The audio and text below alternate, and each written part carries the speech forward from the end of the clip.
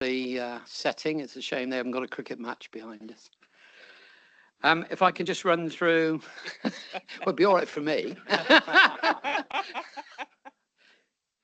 Right. In line with legal requirements, this meeting is being held face to face, but members of the public and members can join online and participate in this meeting. It's only the councillors present taking the decisions at the meeting. Officers are in attendance to provide advice to the council. The agenda and papers has been published on the council's website on Monday, the 10th of June. The meeting will be live webcast and the council will be making an audio recording of the meeting, which will be published on the council's website in due course. There are no planned fire drills today, and in the event of a fire alarm, please could you exit using the fire exit or the doors behind, which goes down onto the cricket pitch.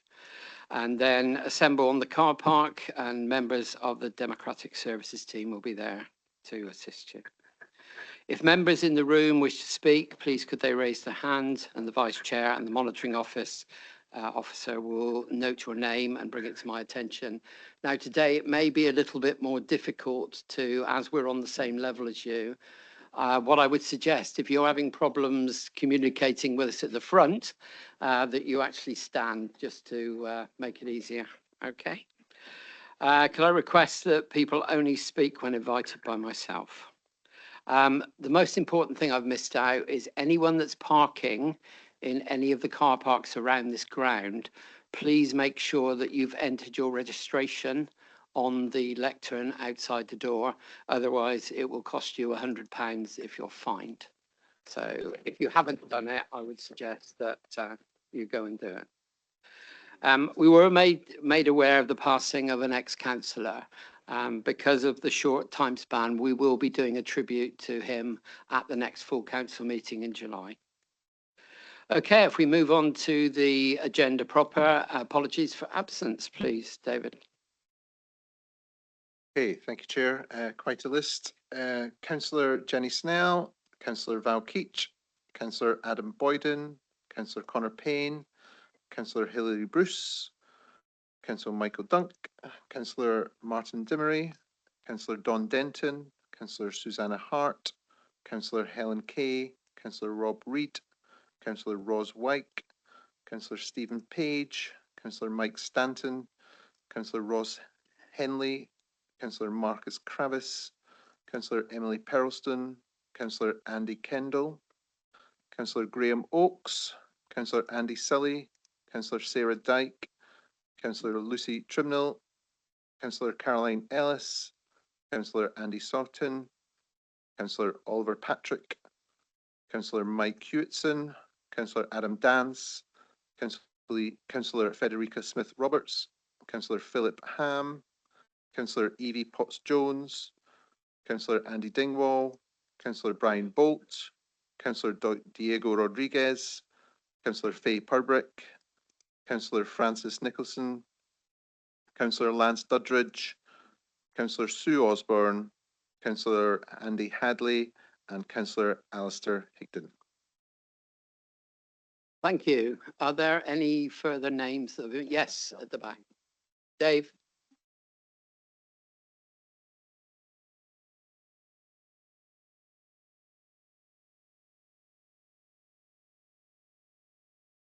Any further additions? Yes, David.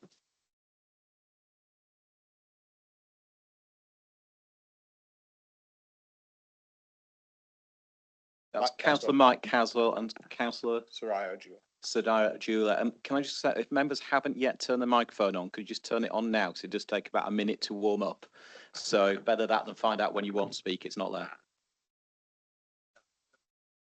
Okay, we move on to item 2, which is declarations of interest.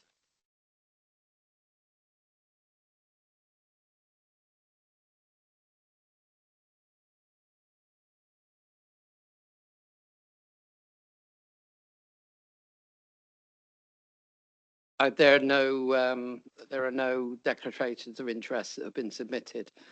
And I can't see any hands in the room. So we'll move on to item 3, which is public question time. We have one question today from David Redgewell, who is with us. Now, I know David knows the routine very well, so I won't go through the regulation. And you have 3 minutes. Thank you. Thank you, Chair. And yeah, it's a very important project, the Gravitas project, to both Somerset, the whole of Somerset, not just the Unitary Council, and also to the South West region as a whole. So a couple of points that we're interested in is, firstly, obviously the transport infrastructure for this project locally, as far as highways and transport, is in the gift of Somerset Unitary Council. The trunk road projects and those belonging to Network Rail are in the hands of the Department for Transport and will require a sign-off by a new Secretary of State for Transport, and will need to be into both the regional transport strategy from Peninsula Transport Board and from Western Gateway. There is a number of concerns by the West of England Mirror Combined Authority about the level of boxes that may travel up the motorway network through the Bristol box, taking car parts north to Solihull, and this will need discussions with Mayor Norris.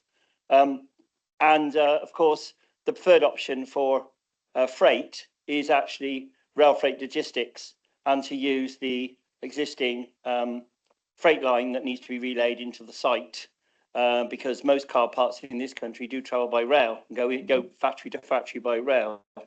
So there's a lot of work in this project from a point of view of the new Secretary of State and getting his or her sign off. And it'll have to be agreed with the regional transport boards. There's no way that Somerset will have this final say in this. It will be a government decision on the infrastructure. The motorway is owned by National Highways and the railway is owned by Network Rail and the DFT.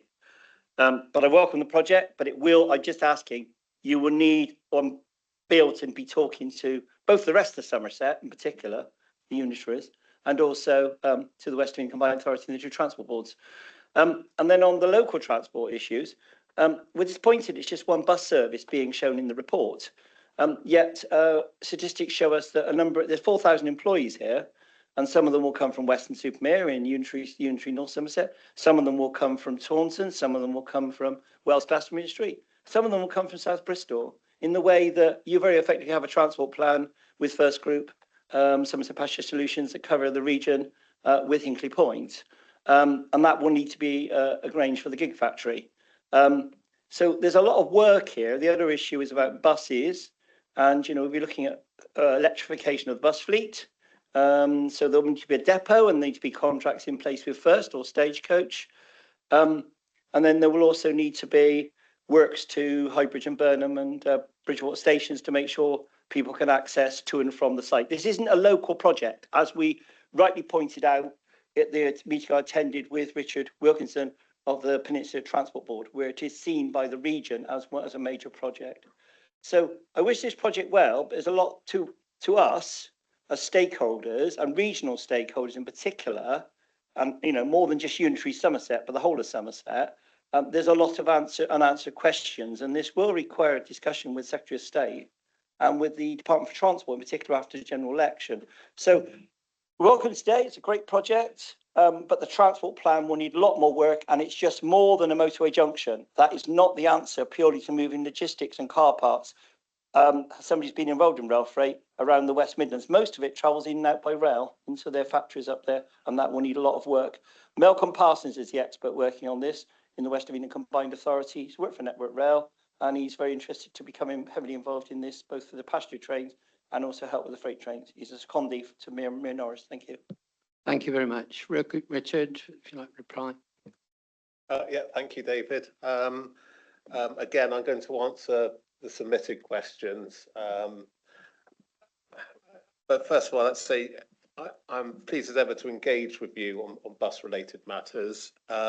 But I'd like to encourage you to raise the sort of detail that you've raised here at the Bus Advisory Board, which you are a member, as it's a more direct route for myself and officers to give you good answers. So turning to the question, with development is an important investment locally and nationally, and regular discussions are ongoing with the Department of Transport, as you know. we're very engaged. National Highways and National Rail regarding the access strategy. The local investment plan related to the site provides resource for local active travel and bus access, and detailed proposals will emerge as the workforce strategy develops and it becomes clearer where the workforce will live. Any public investment decisions regarding a new motorway junction and rail freight facilities are a matter for the Department of Transport and Network Rail, but we will continue to have in-depth discussions with them and the developer on these issues. And to your second question that you submitted, when details of any publicly accessible bus service funded through local investment plans are finalised, we will be happy to bring a report on these to the Somerset Bus Advisory Board and Bus Group. Other stakeholders you have mentioned will be able to attend those meetings to receive updates on these matters. And your third question will be submitted in writing to you. But thank you very much, David. Very much for the cooperation and the help we get from Somerset County Council. It's much appreciated. Thank you very much, and thank you for coming along in person to deliver the question. Okay, if we move on now to agenda item 4, which is the report of the leader executive, if I pass over to Bill Revans. Thank you, Chair. Behind us on Friday and on Sunday afternoon, we had 2 great victories for Somerset, and I think before us we have a great victory for Somerset as well. The Agratas investment into the Gravity sites, it represents a truly transformational opportunity for the whole county, not just present, but for many, many generations to come. The benefits are well rehearsed: £4 billion investment, 4,000 direct jobs. It will benefit the whole county from Frome to Porlock, from Cheddar to Chard. This is great news. We're breathing new life into a brownfield site that once employed 2,000 people in the 20th century heyday and securing Somerset's place prominently in the net zero economy of this century. So before us is the 3rd stage of decision-making process related to the delivery of the Gravity Enterprise Zone. This report sets out in detail how the council intends to invest in the Gravity side to support the delivery of the Agratas managing facility. The Gravity Locality Investment Plan creates a framework that enables that investment through the specific investment priorities. It includes proposed changes to the council's treasury management strategy to accommodate the investment through borrowing. Huge progress has been made to date on all fronts, including on governance, on engagement, staffing, future skills and workforce requirements. The work's only just begun, but we are, at pace, putting the necessary structures and arrangements in place to be able to implement this investment and to ensure that we understand and manage the risks to Somerset Council. This is an excellent example of how we can work jointly, internally, locally, and on a national scale to deliver great outcomes for Somerset. When this came on before, I'm getting some disruption. Is that? There's a speaker behind. Is that fixable? Did nothing change? I'll just keep talking. Okay. So I've described this previously in terms of a relay race that has been passed on. Lost sound completely. Could we?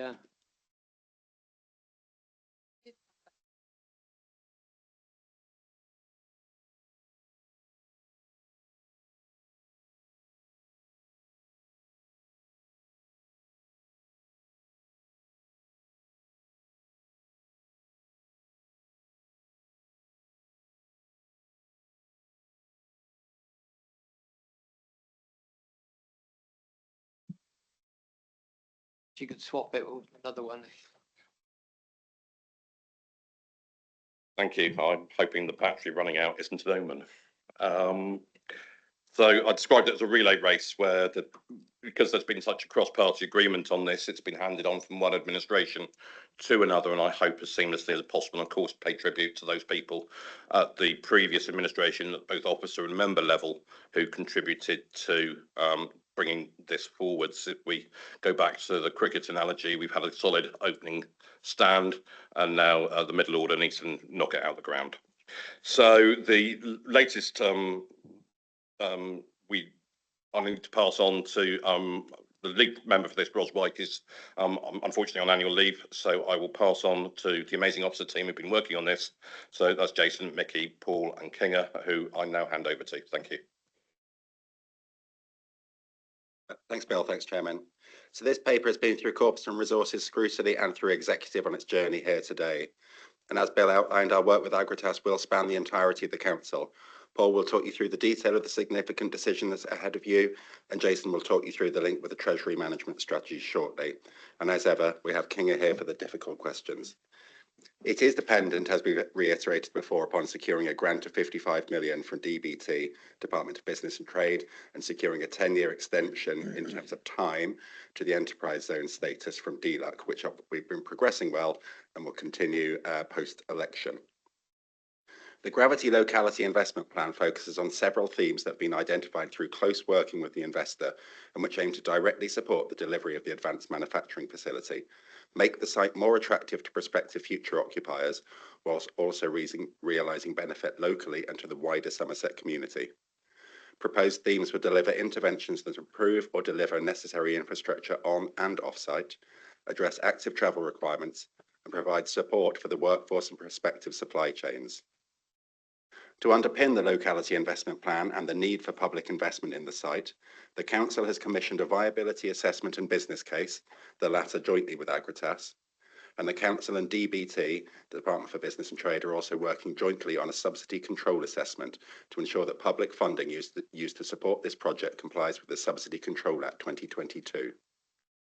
Once these processes are concluded, it is expected that funding applications for individual projects, as prescribed in the locality investment plan, will be submitted by the investor, accompanied by a business case compliant with the Treasury Green Book. Funding applications will be decided in line with the existing financial delegations prescribed in the Council's constitution. All funding agreements will protect the Council's finances by ensuring relevant clawback clauses and monitoring mechanisms are built in. Through the grant agreed with DBT, the cost of borrowing, both capital repayment and interest, will be covered by external funding, ensuring the delivery of the project is cost neutral to the Council.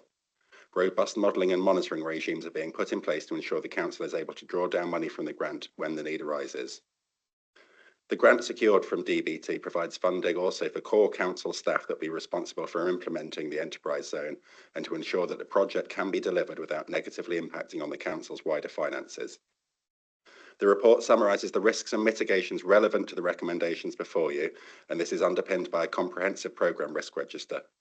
There was a useful discussion at scrutiny both about how the Council's overall approach to risk management will change and about how we ensure there is clear visibility of the wider set of significant risks associated with the implementation of this huge programme, the latter being an explicit role of the Executive Subcommittee.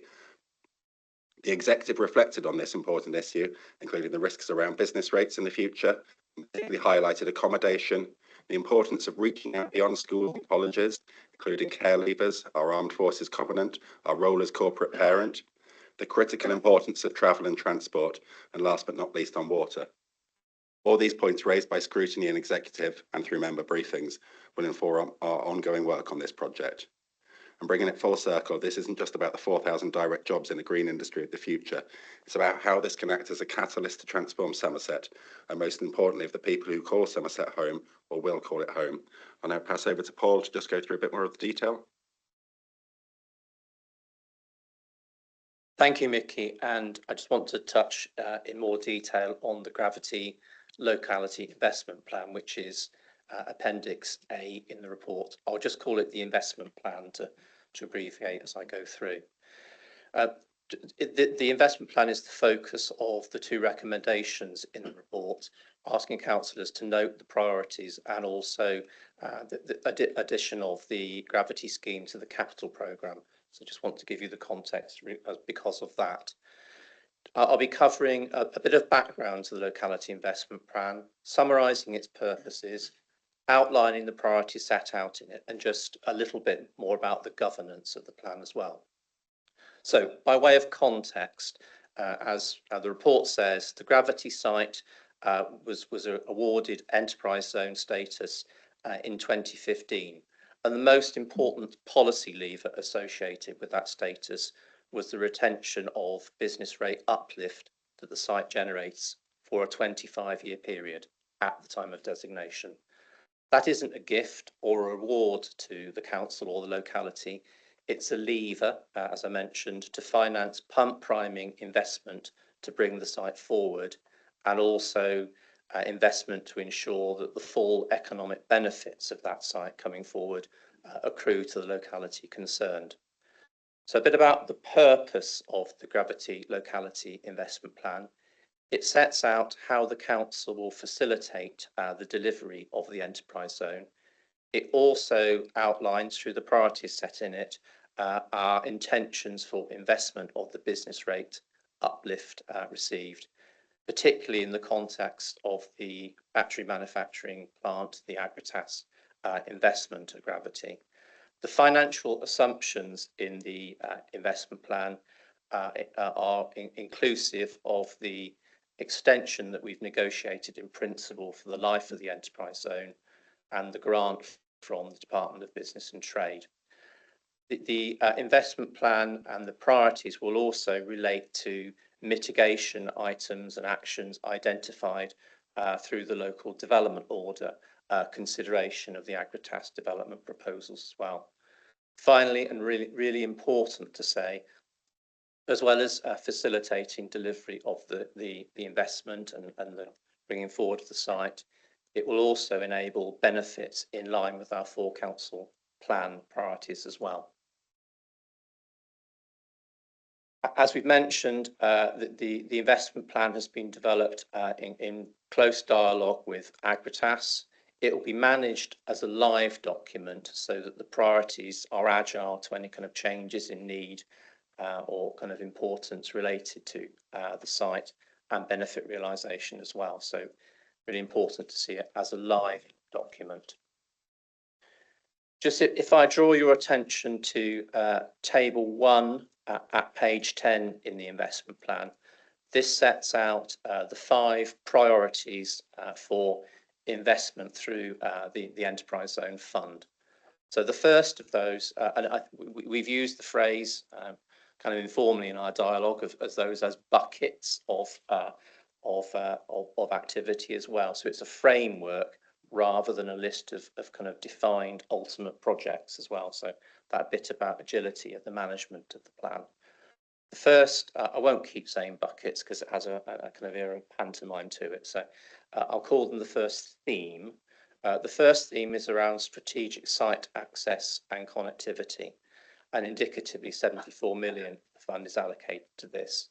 There are a number of areas of activity potentially relating to this theme, connecting the site to the proposed second junction, enabling access to the site junction 22A, also resourcing the perimeter road, and then importantly too, active travel investment, public transport investment in and enabling access to the site. So those are the kind of themes or sub-themes within that first priority. The second one is the initial energy connection to the site. So ultimately there will be a national grid substation serving the Agratas plant, but to enable the connection of the first of the buildings on an interim basis, the investment plan provides for an energy connection solution. That would also ultimately bring benefit to future users of the site over and outside of the Agratas investment. Third theme within the investment plan priorities is around workforce and kind of opportunity for residents in the broader sense. So picking up in this theme on both the needs of the investor and experience, not least from the Hinkley Point C project as well. So Under this theme, I kind of identified pipeline of projects includes a kind of a training centre to facilitate local skills development, longer term investment in kind of education inspire initiatives, STEM skills, and outreach to enable communities to be connected to the opportunities at the site, and potentially in backfilling in the labour market more generally as well. So capitalising for local people on the economic opportunity. The fourth theme is around additional works linked to bringing forward to the site. You mentioned water infrastructure, potentially also strategic landscaping and investment in biodiversity measures in and related to the site. And then the final theme within the investment plan is around local priorities. Clearly, this is a major development, a major investment, and we would see investment in local priorities linked to other major investments in a locality. Two particular ones are identified under this theme.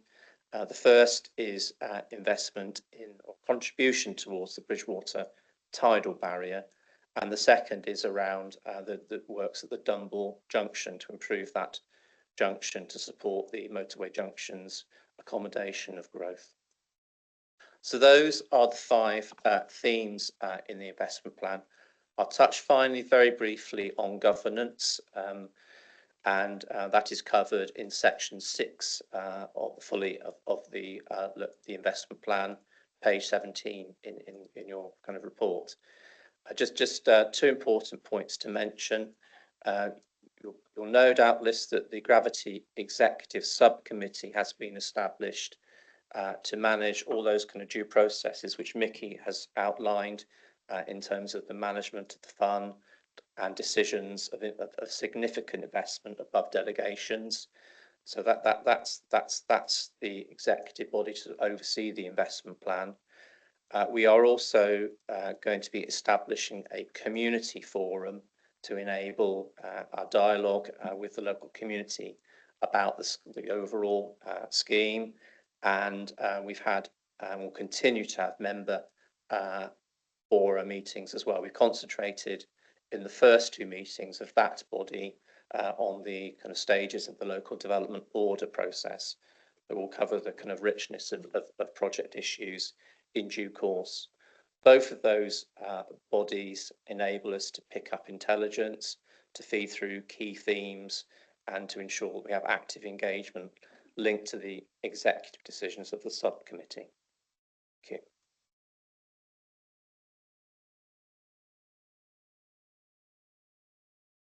If I just cover off some of the headline financial stuff.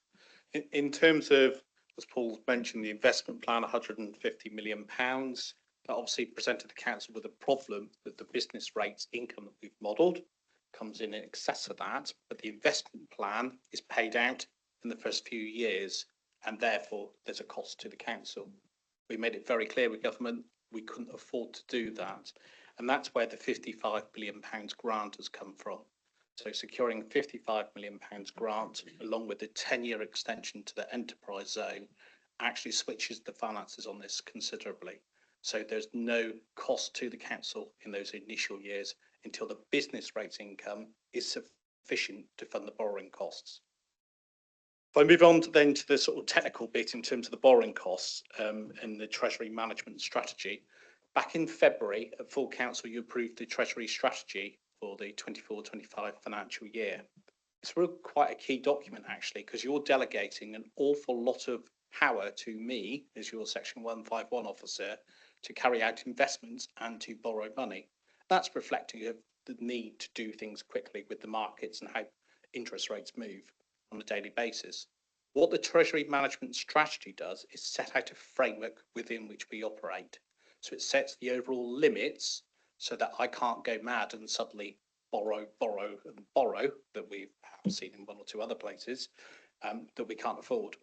So you as council within that Treasury strategy set out those limits on what we do. There's two key limits within there called the operational boundary and the authorised limit. The operational boundary is what we think we might need to borrow based on the information we've got. And the authorised limit is the maximum that you have given us permission to borrow. If we ever exceed that amount, we need to report that back to full council, report of breach. So in looking at the finances around this, on page 71 of the report, you will see table 2 that's got the current treasury management strategy and the operational and authorised borrowing limits.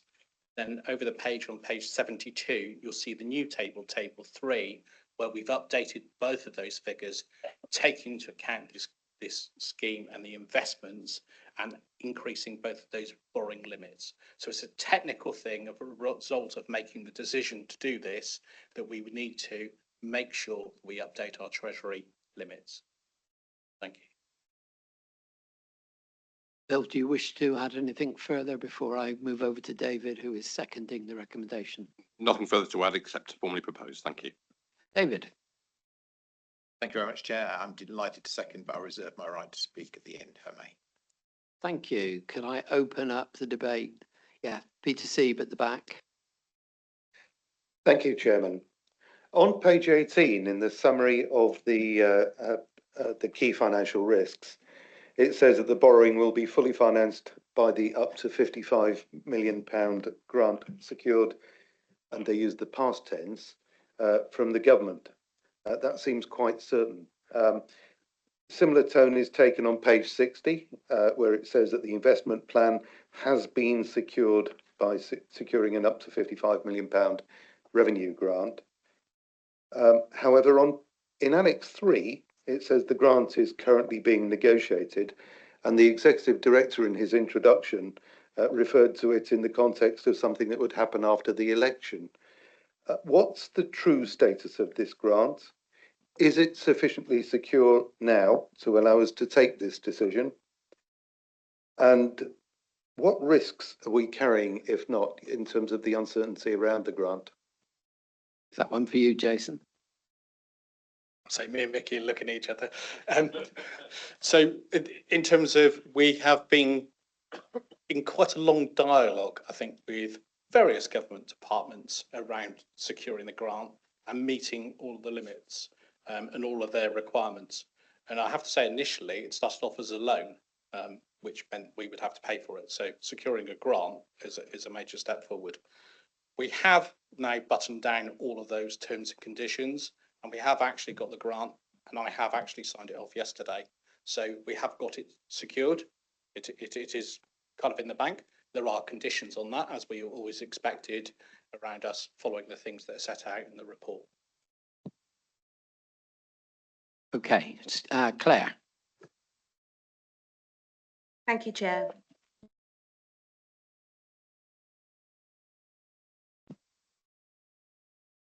You bet.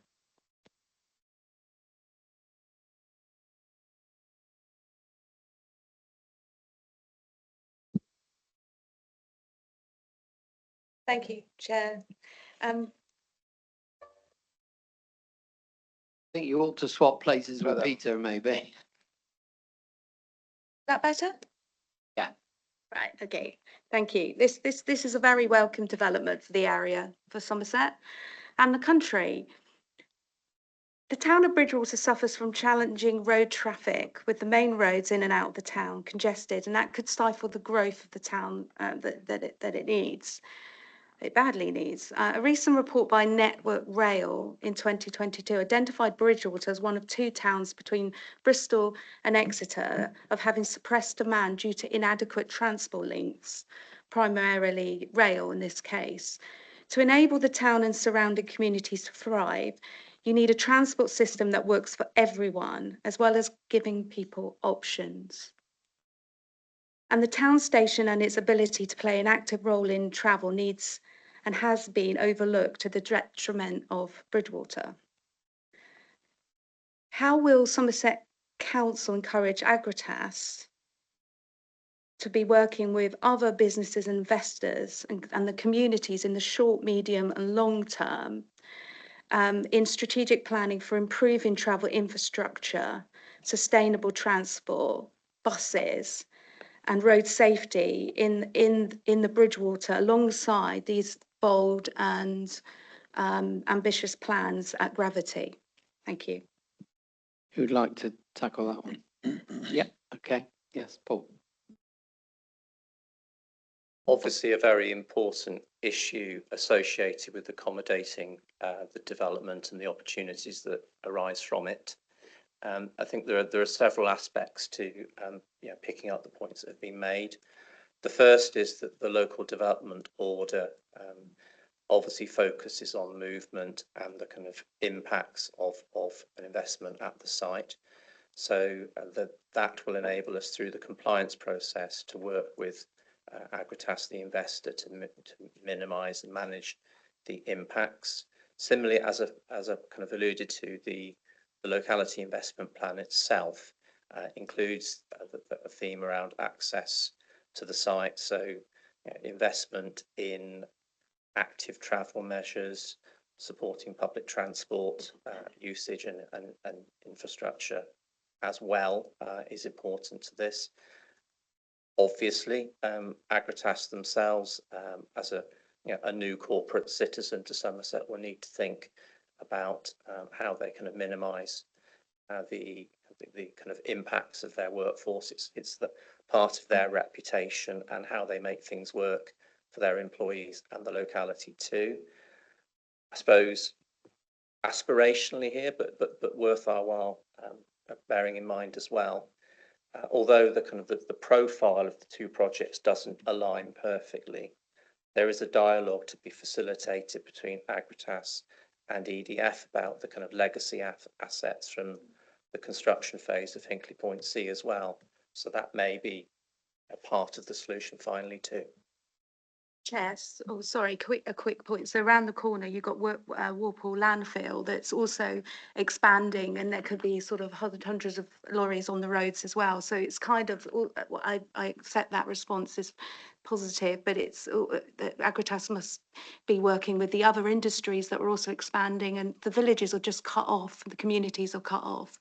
And find it difficult it's their quality of life. So it's that as well, making sure Agritas is plugging into what other industries are doing at the same time. Thank you. Okay, thank you. Lee Redman. Chair, thank you. A short statement and one question. The statement first. The Somerset Council Labour Group wanted to add our support for this decision. The fact that we are at this point and making the decision following the signing of the government grant paperwork is fantastic. We have been supporting the project since its conception. The announcement of the battery factory in the working heart of Somerset, we fully support and see it as a long-term benefit for every corner of our community. This investment in Gravity will create a significant number of long-term, high-value, well-paid jobs for local people to access.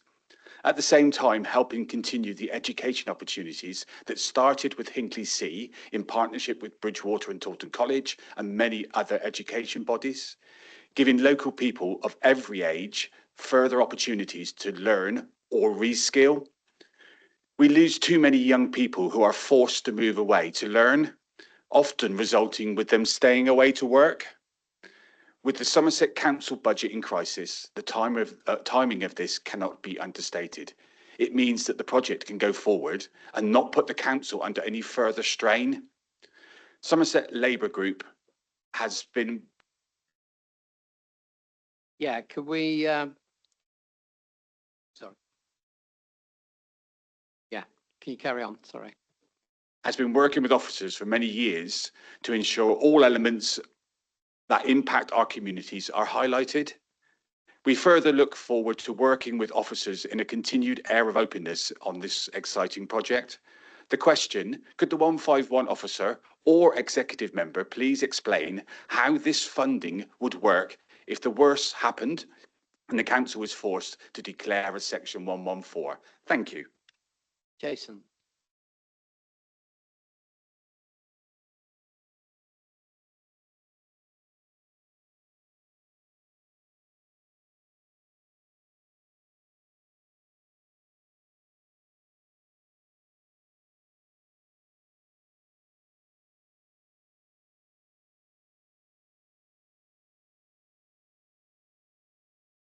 All the microphones at the front are going green, It's gone. except mine.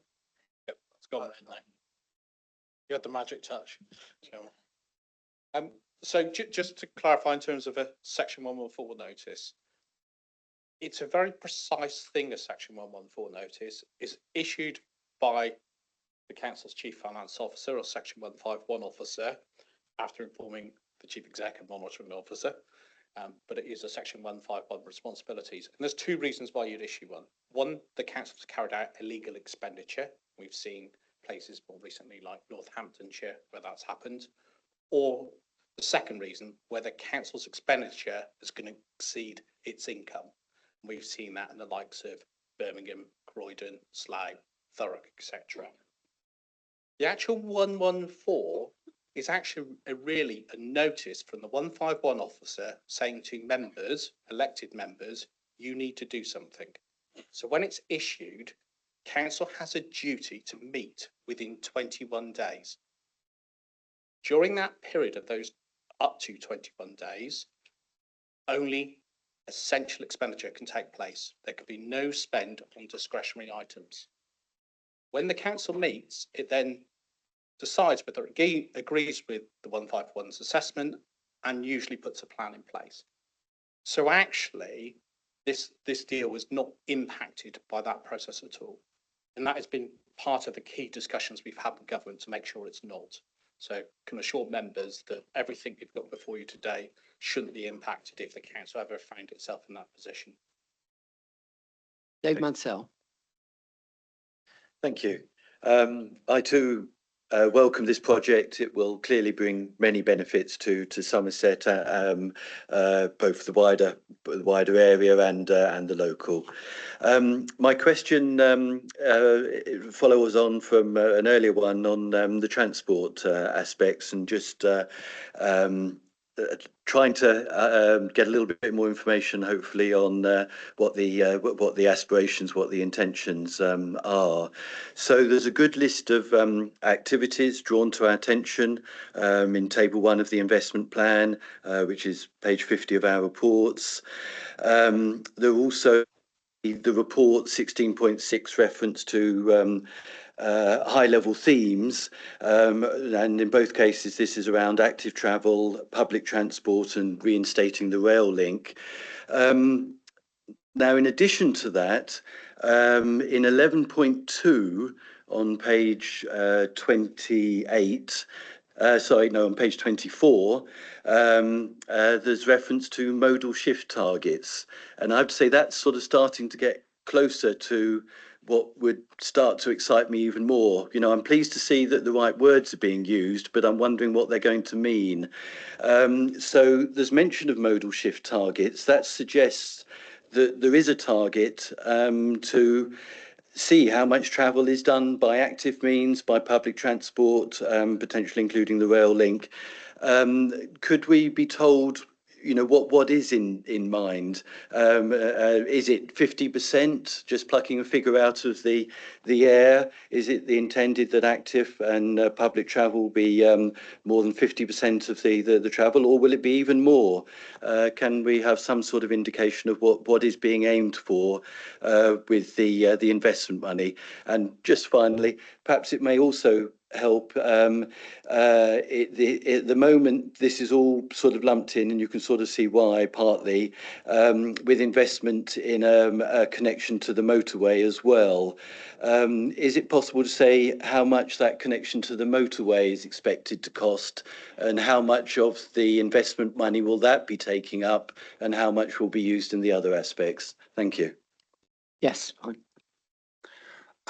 They're all good questions. They're not questions we can answer today, though, David. I mean, this is, as Councillor Reference highlighted, this has been many years in the making, and will be many years progressing forward. And as our member of the public highlighted, actually, it's not just us here, it's regional, it's national, as well as Agritas. So it's a complicated picture. The LDO obviously sets that initial framework in terms of those targets, just in terms of compliance. But if you like, you've all heard, or many of you have been on the member briefings, will have heard from Agritas in person, if you like, about their aspirations to exceed that. So it's the work we're doing, and it's the work we'll be reporting on through the community forum and through the executive subcommittee we've set up. Benty. Thank you very much, Mr. Chairman. I'm very happy for this here to go ahead, and I hope it will create lovely workplaces. But I would like to remind you that, for instance, Shepton Mallet exists, and we have got an awful lot of young people that has got no education and are looking for it. Furthermore, Somerset Council are putting onto Shepton Mallet an awful lot of young homeless with many, many problems that we can't deal with. Please remember that. And then I will say the last thing, good government that has done this here in that respect, that they haven't got any money, only taxpayers has got money. So thank you to the taxpayers in this area for being so kind. Mandy Chilcott. Thank you very much. This is fantastic news, and I'm really reassured that the financial aspects of it are actually tied down as well. I think that's really welcome. But we also need to recognise that there are some risks for this council still moving forward. So a couple of questions around that, and I have brought them up before. The first one is around the housing risk, which is covered in the impact assessment in the other section of it. And the impact assessment has it listed as all positive outcomes, but tucked at the bottom it talks of housing, and there is a potential negative impact for local people around the housing. So I asked it, I think at executive, whether that could be separated out just so it's acknowledged that whilst there will be lots of positive outcomes, there may well be pressures on local housing, which we certainly saw with Hinckley. And I know there was a huge amount of mapping done at that time as to where they felt the workforce would come from, where they would live, who would travel. And I would really welcome having a sight of that, a similar piece of work for this huge and dynamic problem potential. So what I would also say is that moving forward with the mitigations, we've got mitigations here. I'm wondering, will they be expanded upon, and where those risks and mitigations will actually be picked up in our due process in the council, whether it will be picked up with the rest of the risk through audit, or whether it will be picked up separately. So it's just having clear where that will be monitored moving forward, please. Vicky or Paul, one of you. I'll cover the first part of that question regarding housing, and it's obviously an important point to raise. I think there is obviously a kind of interconnection between the workforce and housing, stating the very obvious, and it will be a result of our success, hopefully, in terms of maximising the local kind of workforce print, if we kind of thereby minimise the additional housing market pressure. I think you're right that we need to track, as our understanding develops of the workforce profile that Agritas will have, and that's an area for growing dialogue with the company over time. That will kind of equip us with knowledge, and that will help us to kind of use that intelligence to plan and manage the risk accordingly. I suppose the final point to mention, or a couple of points, are that firstly, the LDO is a mixed-use LDO and does itself include provision of 750 homes. So there is an aspect of mitigation there. And we see it as important over time, working closely with Homes England to be addressing the housing impact as well. So that's a dialogue with the government agency we want to develop in response to this too. Did you want to come back, Mandy? I see you hovering. Well, just a couple of things. I think we are Somerset as a whole, and that can actually spread out a long way. And the second question was actually about the risk and audit. Yeah, go for it. Yeah.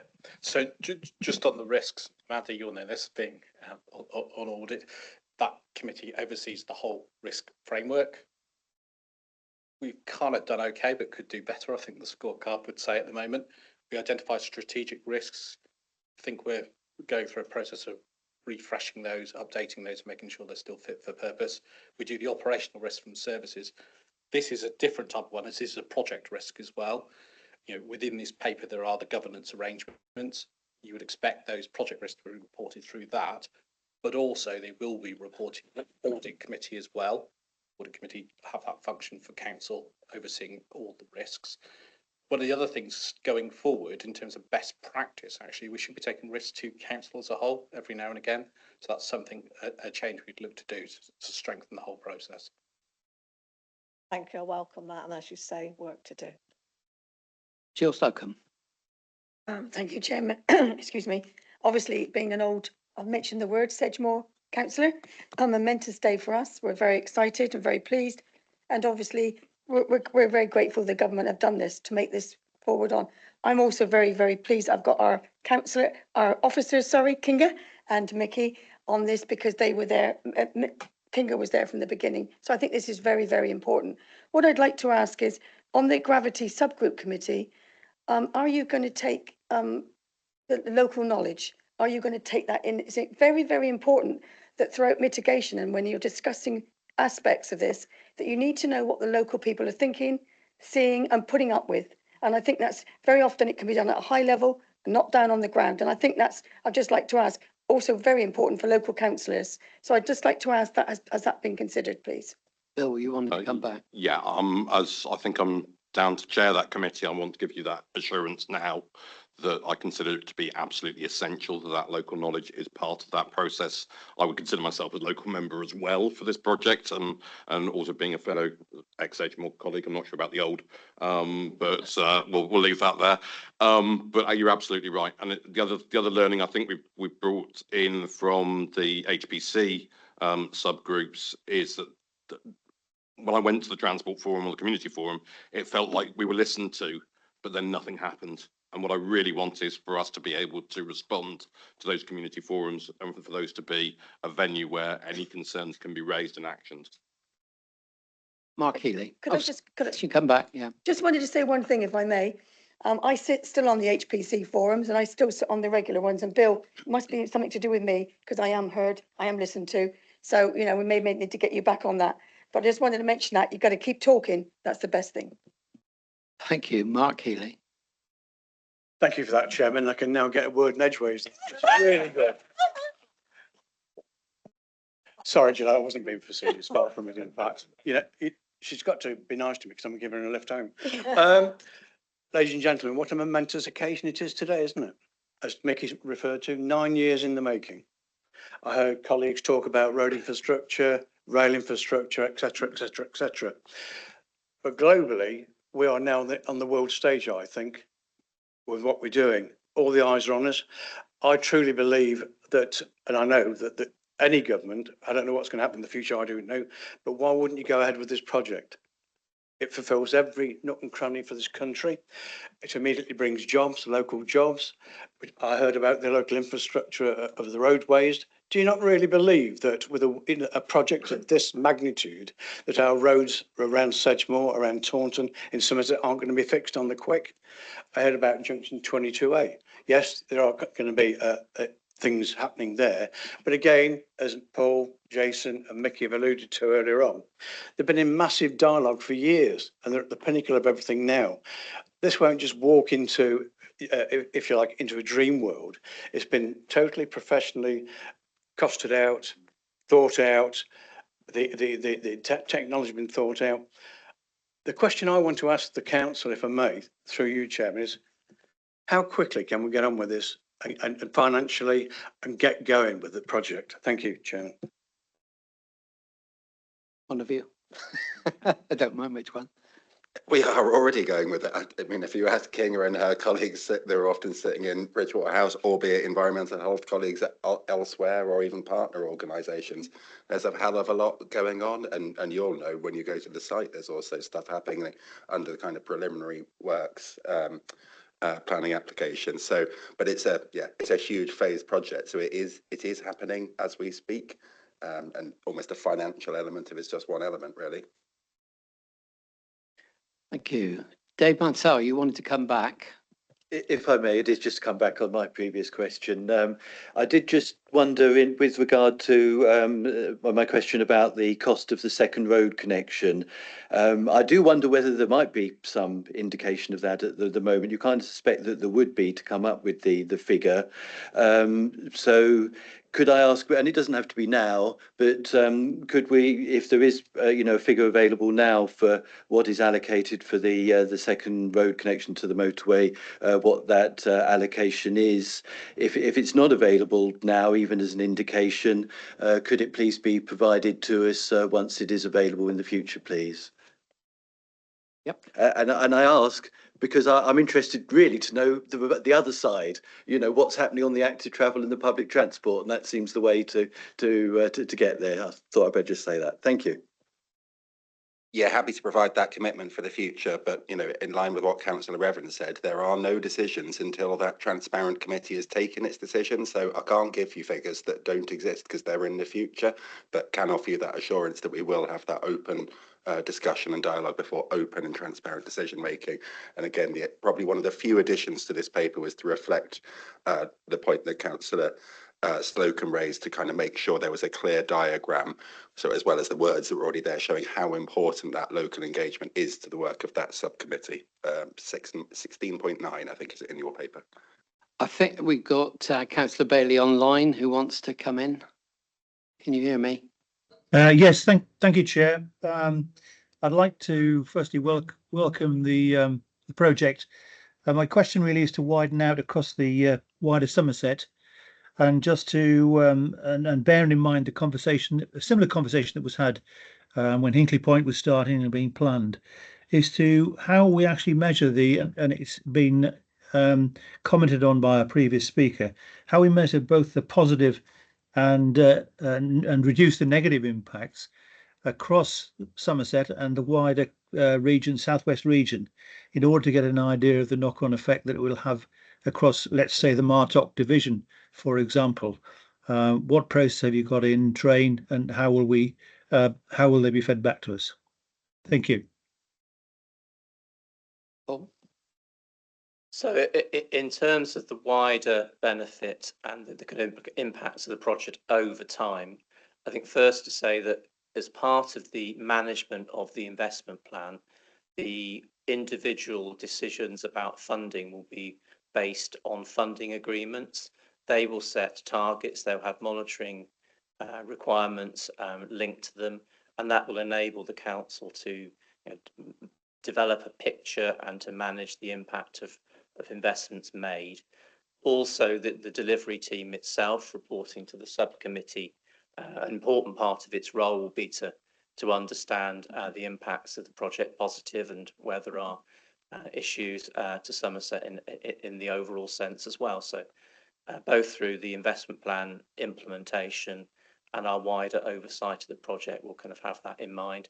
Important to say also that the LDO process itself, through the compliance mechanisms, looks at the kind of initial assessment of impact and makes decisions based on that. So there'll be a combination of streams of information that enable us to monitor the impacts on Somerset. I think also think of that as policy on as well. So as well as passively knowing, we will be looking to make sure that the positive impacts, and we touched on young people and their access to the employment opportunities, that we're addressing those through our work as well. So that I think those different components all contribute to monitoring, understanding and responding to the project. Dawn Johnson.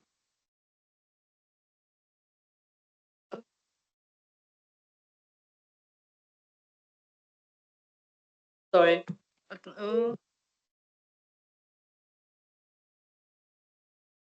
That better? Okay. We heard at one of our full council meetings a few months ago back from some speakers who were really raising issues about the lack of services in terms of doctors, pharmacists, and dare I say NHS dentists, with the absolute increase in development that had gone on in Bridgwater, and really struggling to get access to those services. I just wanted to know, will Somerset Council have any part to play? Because obviously there'll be a huge increase in population and people living in that part of Somerset. Does Somerset Council have any role in ensuring those vital support things are put in place? And if not, who does? Anyone have any comments from up that end of the table? Yeah. Okay, Duncan. Thank you, Chair. So the council will be working obviously with planning system in terms of planning facilities infrastructure. We're also very closely working with the ICB in terms of what health facilities we need for Somerset. It is about planning. It is about planning ahead, making sure we got the money in the right place. So when we look at planning gain, we look at community benefit, we'll need to make sure the investment's going to the right pots to make sure we get the infrastructure we need. But that will be part of the consideration, not just driven, I have to say, by this development, but particularly driven by the number of housing developments that we see around the area and other things that are being planned. So it isn't an easy model right now because there just is not sufficient money in the system. And there aren't sufficient workers, even if we did get the infrastructure in place. But it's definitely something we are working with and working on, and we have done for a number of years. Habib. Thank you, Mr. Chairman. What accommodation strategies are in place to predict demand, potential spare capacity, and the location of demand distributed across a broad area? In reality, the majority of the demand will be in the Sedgemoor area, in close proximity to the main bus routes and the main sites. My question is, what is the roadmap in terms of timing from a strategy to implementation, taking into account the implications currently with the phosphate? Paul?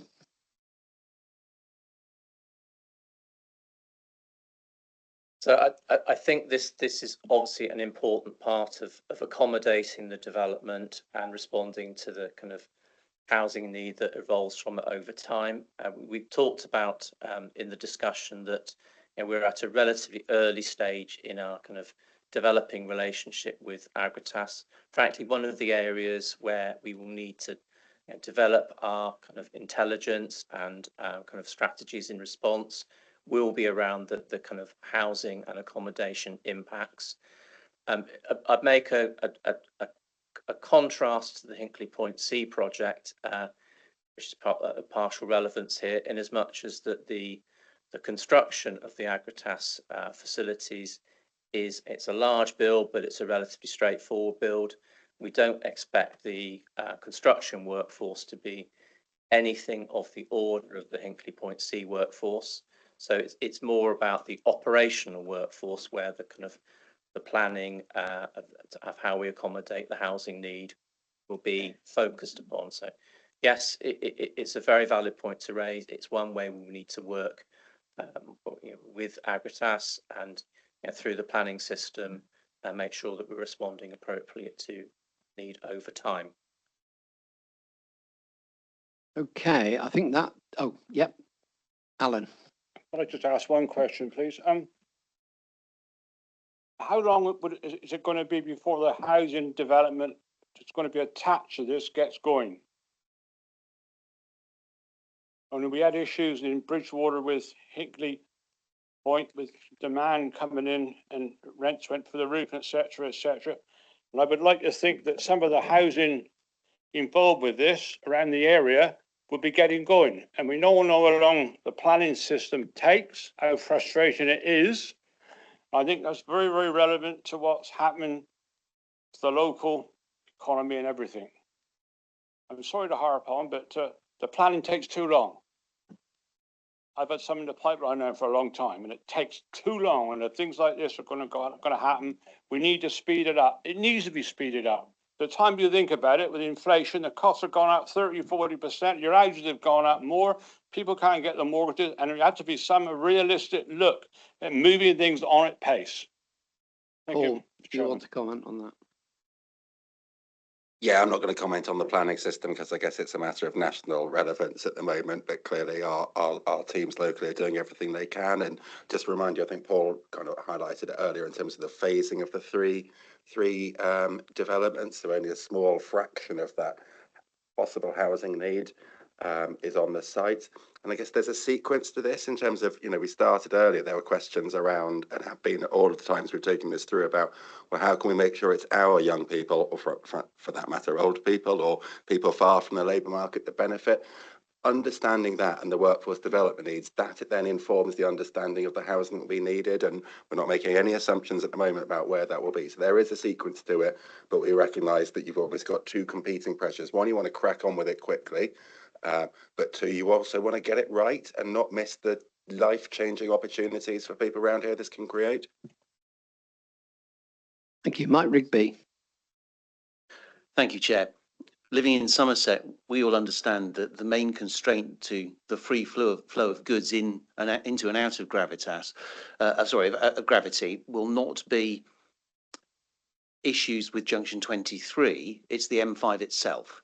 In the summer, you can pretty much rely on the motorway being stopped for a day once a week when someone turns their caravan over. Having a new motorway junction effectively means that traffic will join the same queue in a slightly different place. So if we're serious about wanting resilience of transport there, the rail option is the way to go. And I do hope that we do pursue that. And can I ask, in answer to Councillor Mansell's question, when we do finally have a handle on what the cost of a new motorway junction is going to be, could all councillors be told, please? Thank you. Did you want? Yeah. Yeah, I mean, agree the points about the resilience of the M5. It's ongoing conversation with Agritas, with DFT, with National Highways, and just to be clear, this council is not funding a motorway junction.